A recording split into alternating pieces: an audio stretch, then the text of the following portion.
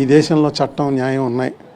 Late అవుతుందేమో కానీ justice may be delayed but justice will not be denied అని ఇవాళ ప్రూవ్ అయింది.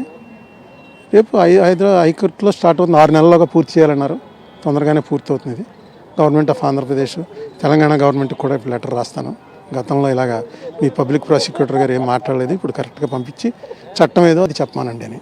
ఇప్పుడు డిపాజిట్లకి వాళ్ళు ఎంతసేపు అసలు 45 కలెక్ట్ చేయడమే తప్పు అన్న దాని జోలికి రారు.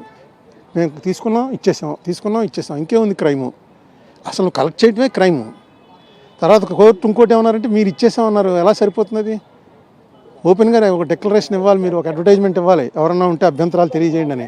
2 అన్క్లెయిమ్ డిపాజిట్లు పబ్లిక్ నోటీస్ ఇవ్వకుండా ఎందుకు మీ దగ్గర పెట్టుకున్నారు?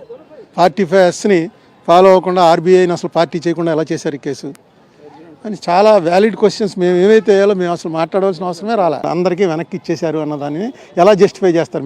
మీరు పట్టుకొచ్చి నేను ఇచ్చేసానంటే సరిపోదుగా. చిన్న వాళ్ళు జడ్జి గారు స్వయంగా అన్నారు, మీరు ఇచ్చారు లిస్ట్ సరే, అందులో 5,000 వాడు ఉంటాడు, 10,000 వాడు ఉంటాడు, వాడు వస్తాడా కోర్టుకి? డిపాజిట్ పెట్టుకున్న వాళ్ళు ఏదో లక్షల మీద కూడా ఎవడో వస్తాడు, కానీ 10,000 పోతే పోయింది. రామోజీరావు గారితో ఎవరు తగ్గు పెట్టుకుంటారు? నేను అదే మాట అన్నాను. రామోజీరావు గారు అంటే స్టేట్లన్నీ భయపడతాయి, రామోజీరావు గారు నాకు భయపడడం ఏంటి? నేను మాట్లాడితే తేడా అవుతుందని చెప్పి 87 ఏళ్ల రామోజీరావుని ఎంత బాధ పెడుతున్నారా అని ఆయన అంటే నేను చాలా ఆశ్చర్యం కలిగింది. ఆయన బాధ పెట్టేటువంటి మాట నేను ఎప్పుడు చెప్పలే. ఆయన వ్యాపారాలు పారిపోతున్నాడనో లేకపోతే డబ్బులు ఎగ్గొట్టేస్తున్నాడనో నేను ఎప్పుడు చెప్పలే. What he did is illegal, it's a crime.